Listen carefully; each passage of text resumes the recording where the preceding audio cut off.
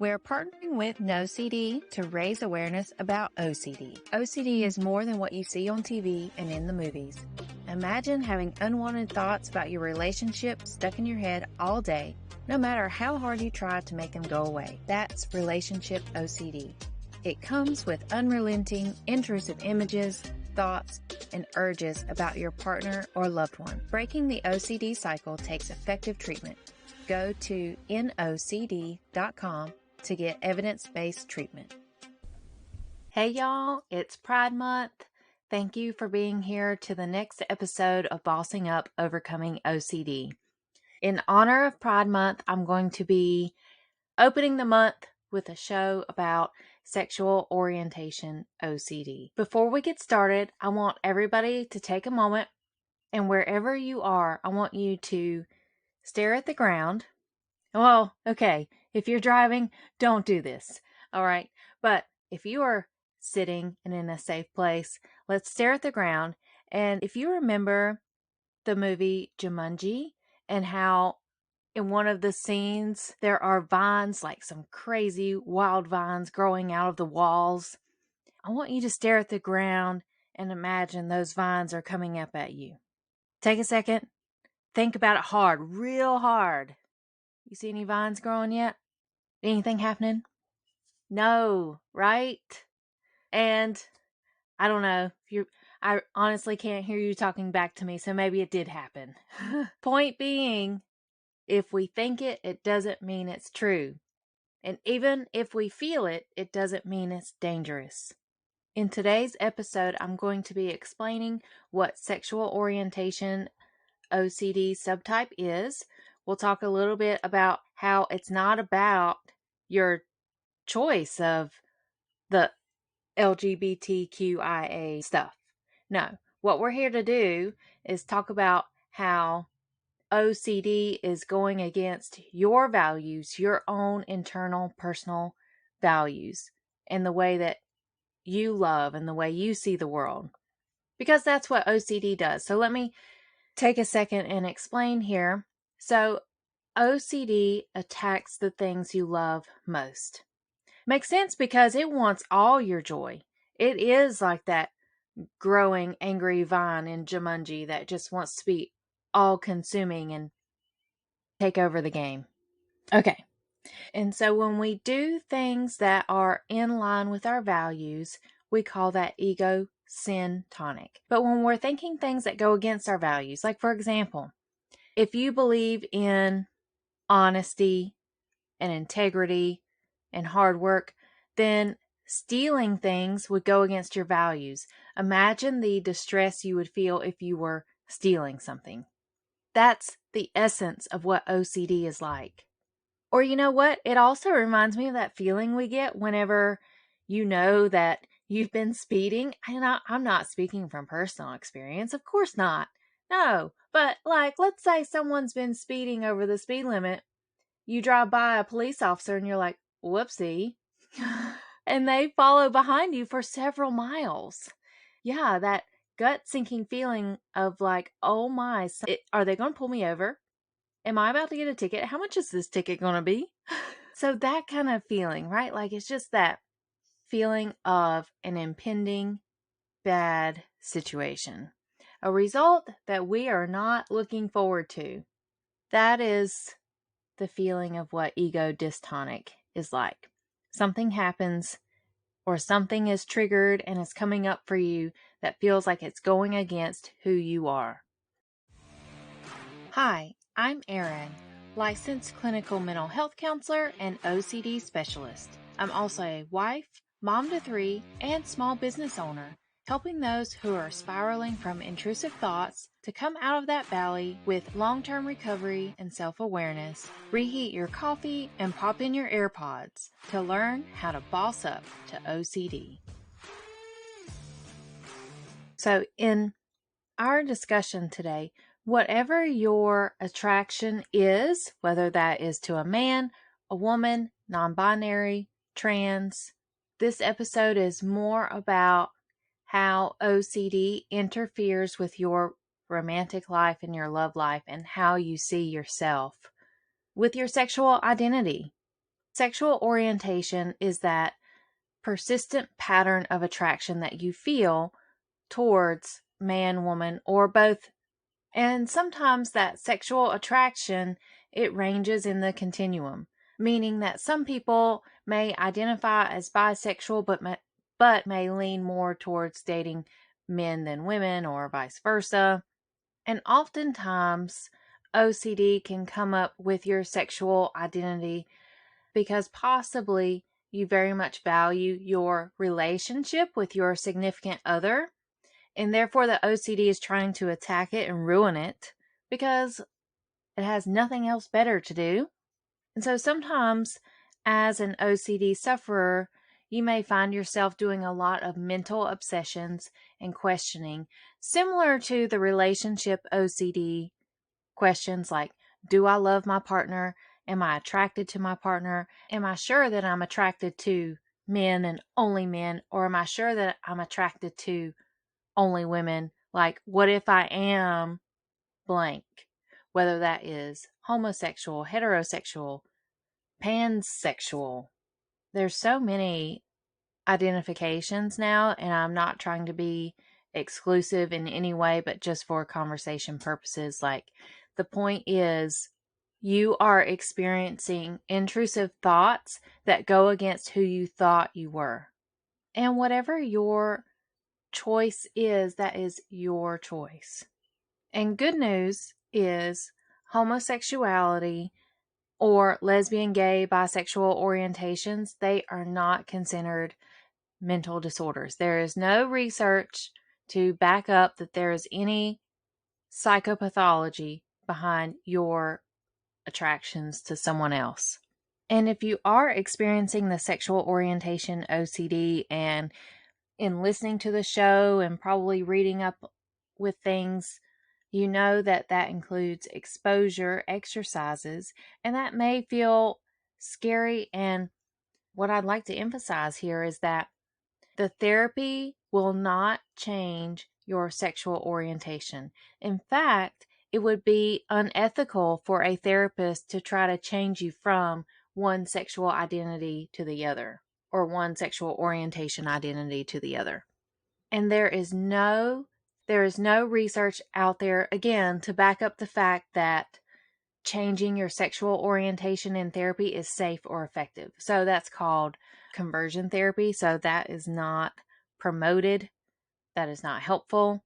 And you have a right to your own self-determination in choosing who you want to love and who you want to be in a relationship with.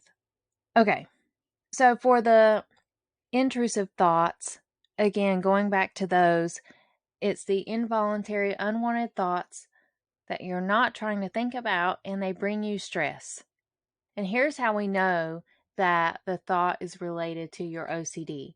That is if it starts with what if, because with the what ifs, that normally brings some anxiety-inducing statement thereafter, or anxiety-inducing question thereafter. Like, what if I am gay? What if I am actually straight? Or what if? Whereas through therapy, you would move closer towards what is. All right, another common what if question that comes up with the sexual orientation OCD is, what if I'm gay and I don't know it? And this can also come up if, let's say you're watching a movie and you find the actor or actress attractive and you don't identify with being attracted to that sex. Like, that could create some distress. And maybe that could lead you down the path of second guessing yourself and thinking, I just thought about that actor as being attractive or beautiful or sexy. Does that mean I'm gay? And why would I find them attractive if I'm not gay, or if I am straight, or whatever. Or it could be a question of, what if I'm actually straight and I don't love my partner? Another obsession that I've heard is, what if I get married and then later find out that I'm bisexual? Would that ruin my marriage? Would my spouse stay with me if they found out I was blank, right? And how could I show up in my religious community if I'm actually gay? Or it could be one of those situations of, I feel more comfortable around men versus hanging out with women. So does that mean I'm gay? Or you could be worried about being completely wrong about your sexuality. And then your OCD will be like, well, you never know. You could have been lying to your significant other for the past 15 years because you know that you're actually gay or you're straight or whatever. And with these obsessions, they are repetitive and they lead you to feel an urge to do something about it, to do something to give yourself reassurance. So in the reassurance piece of it, you may be hyper aware about your physical reactions, and then you're going to reassure yourself like, see, I was aroused for that person, so that must mean I am homosexual or heterosexual, right? Or you may compulsively watch porn as a way to reassure yourself about your sexual orientation because you're trying to disprove your doubts.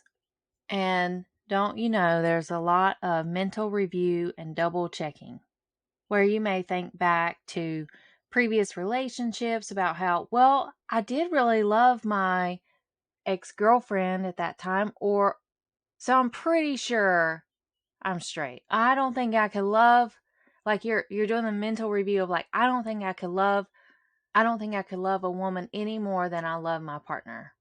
This could also show up in your dating relationships where you will compulsively date people to reassure yourself that you are lesbian or gay or straight, what have you. Because in this dating relationship, you're trying to prove to yourself that you're enjoying the date, that you actually enjoy the person you're with, and you feel an attraction to the person that you're going on a date with. It could also be a possibility that you are avoiding people, places, or situations where you may be triggered by these intrusive thoughts.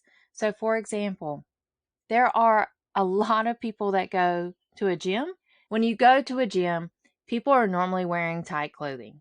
I mean, that's just like what's safe, around the workout equipment. You don't want your clothes getting snagged on the treadmill or anything. So, just saying, people are wearing their tight clothes, and you may not go to the gym because you're afraid of being attracted or looking at someone for too long that makes you second guess your sexual orientation. I mean, it really could, so it could be as simple as avoiding the gym, or it could go as far as avoiding sexual activity with your partner or your significant other because you have fears or doubts that you don't want to experience, especially it would feel like the wrong place. You know what I'm saying? Like, let's say you are a heterosexual woman, you are attracted to men, and you are concerned about having sex with your partner because you're afraid that you may experience sexual images about a woman while you're having sex. And so normally OCD, well, you worry to try to take control of the situation. And with the sexual activity, it feels like you won't have that control and like you can't keep your mind on lock. And so you will avoid being intimate with your partner because of the fears of having those obsessions and intrusive thoughts. So avoidance is a compulsion. Another compulsion is when you are repeating things to yourself. Maybe that's a mantra you have, or just that self-talk where you're repeating over and over and over again to reassure yourself like, I'm not gay, or I'm not straight, or I am lesbian. And that's where it becomes a ritual. You may even have to say it a certain number of times in order for it to feel quote unquote right. And the sexual orientation OCD not only crosses with the relationship OCD, but also the religious. Because sometimes people have their religious concerns and will pray to excess. They will pray constantly. They will pray a lot, maybe dozens or even hundreds of times, or have to say the prayer a certain way to get clarity and ask God about revealing signs of if they're gay or straight or bisexual or what have you, whatever that looks like. So they may ask for clarification from God, or they may ask for forgiveness from God. Like, please forgive me for my sins of being gay or liking another man or whatever that could be. Going back to the avoidance, the other compulsive avoidance is that, let's say you have a coworker who is attractive and you are a homosexual male, but there's an attractive female at your office. So you may avoid talking to that female. If you're at a meeting, sitting across the table, you're not giving them eye contact because you don't want to get caught up in any inkling that you're not homosexual. It's almost like you don't want to even play with that fire. So you're going to avoid that person at work.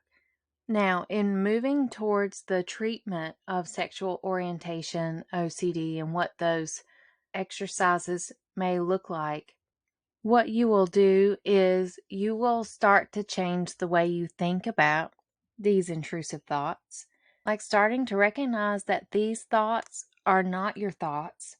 These are your worry bully or the OCD monster. And if you went to a therapist who did not understand OCD and how to treat it, they may accidentally give you reassurance. And we need to move away from the reassurance seeking, because the reassurance seeking only feeds the fear. Like, you may say, oh, I've been married for 9 years to my wife, but I'm so worried that I'm gay. Like, what would this do to my marriage and my kids and all the things? And the therapist would say, you're not gay. It's okay. You're happily married. Just tell yourself that you're happily married. That only reinforces the fear and makes you more nervous. And it doesn't actually solve the problem. And so what we will do is, first of all, I wouldn't give you reassurance. I'm going to say, okay, well, you might be gay, or we'll see what happens. We're going to let it be. So we're going to not give reassurance. And next thing, it's going to be very important for you to not research on the internet. You don't need to research, am I gay? Why am I so gay? Or how gay am I? None of that. We're not researching it. You will be asked to not do that compulsive dating. You don't need to go out on a date to prove to yourself that you're one sexual orientation or another. If you want to go on a date because you're looking for that romantic partner and that companionship, yes, that's a different story.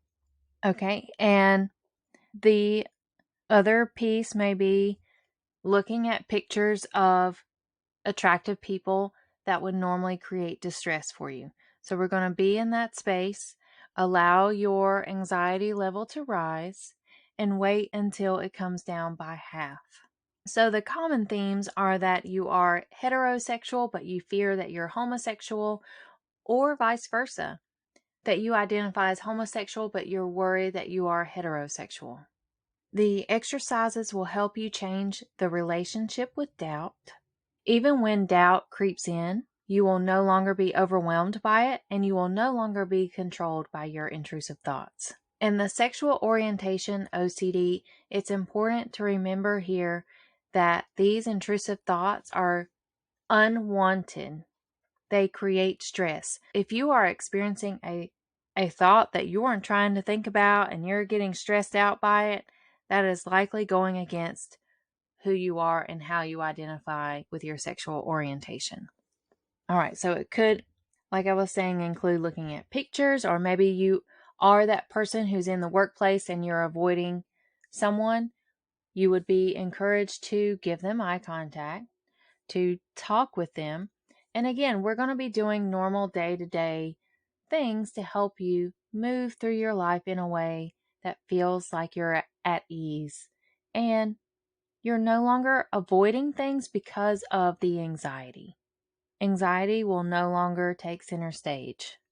Okay, a couple of other ways we could create some exposures are reading about these other sexual orientations.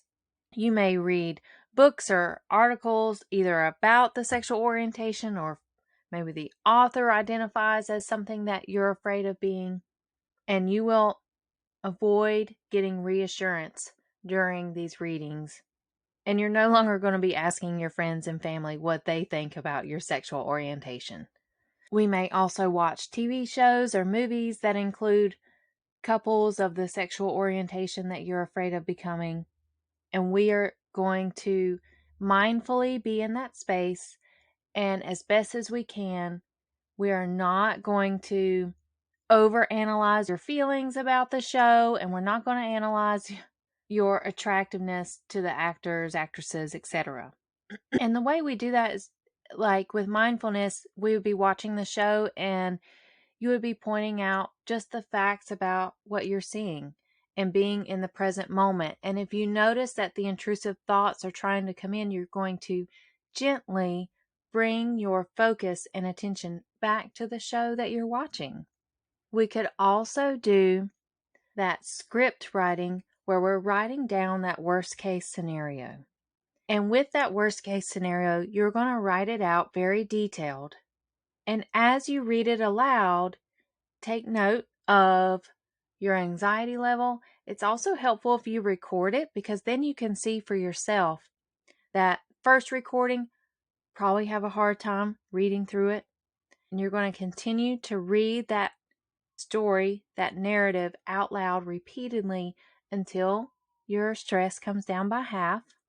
And you're going to resist the urge to try to distract yourself from the story reading. You need to bring your mind fully into that moment as you read this narrative. Even if you're stressed out, you can handle this. Another exposure exercise could look like having open conversations with your friends or going to a support group about sexual identity. And you're not going to ask for reassurance about your own identity during these conversations. And let's say you are that heterosexual person who is worried about becoming bisexual or homosexual. Your exposure may look like visiting an LGBTQIA+ dedicated space, whether that is a community center or an event. And you would put yourself in that scenario and talk to the members that are at this event, engage with them, have a conversation. And the goal is that you can walk away knowing that you are who you are. Whatever thoughts are coming, they can pass. They will pass. And overall, you may have noticed the mindful approaches being invited into all of these exercises because with mindfulness, you are looking at your thoughts, feelings, and behaviors without judgment. Nothing is good or bad or right or wrong. It just is what it is. So you're not going to try to distract yourself from the thoughts, or you're not going to try to suppress them or force them somewhere else. You're going to notice them. You're going to observe them. Overall, we're recognizing that our thoughts are just thoughts. We're partnering with NoCD to raise awareness about OCD. OCD is more than what you see on TV and in the movies. Imagine having unwanted thoughts about your relationship stuck in your head all day, no matter how hard you try to make them go away. That's relationship OCD. It comes with unrelenting, intrusive images, thoughts, and urges about your partner or loved one. Breaking the OCD cycle takes effective treatment. Go to NoCD.com to get evidence-based treatment. In speaking of mindfulness, I have a mindfulness podcast coming out that is a members-only podcast. With this members-only podcast, it's going to include in total 17 to 20 episodes where I will be teaching you how to apply mindfulness, and the mindfulness strategies in these podcast episodes are geared towards busy humans. In one research study, mindfulness was shown to be more effective than Prozac. So I really stand behind mindfulness. And I know myself, once upon a time, I thought mindfulness was very woo-woo and hippy-dippy. And so that's why I created these episodes to help you gain more self-awareness, help you lower your stress, and so many benefits. So many benefits. This mindfulness podcast is called Soul Sync. And on Soul Sync, you'll see its debut. Its birthday will be July 1st. As a special bonus for you guys, you can go to my website at valuedriventherapy.com/shop and find an early bird discount for Soul Sync. You can get this members only podcast for special pricing if you go on the website and make your purchase within the next 2 weeks. This price is only good for today through the next 2 weeks, because once I get closer to Soul Sync's birthday, the price is going to go up. Come back next week to hear an episode about self-compassion. We typically are our own worst enemy. And so this episode is for those of you that have a really hard time talking nice to yourself. So we're going to learn about self-compassion, and I'll also drop a sneak peek preview to one episode from Soul Sync. And I look forward to seeing you back here next week. Thank you for listening to another episode of Bossing Up, Overcoming OCD. This information is intended to be helpful and not a substitute for professional counseling. If you're struggling with any mental health challenges, I encourage you to seek help from a qualified therapist or healthcare professional. If you enjoyed today's episode, please take a moment to rate and review the show. Your feedback helps us reach more listeners, and don't forget to check out the affiliate links in the show notes for hand-picked recommendations that can brighten your day. Your support through these links helps keep the show running and provide valuable content. You're not alone in your journey. Stay strong, stay resilient, and keep bossing up. See you next time.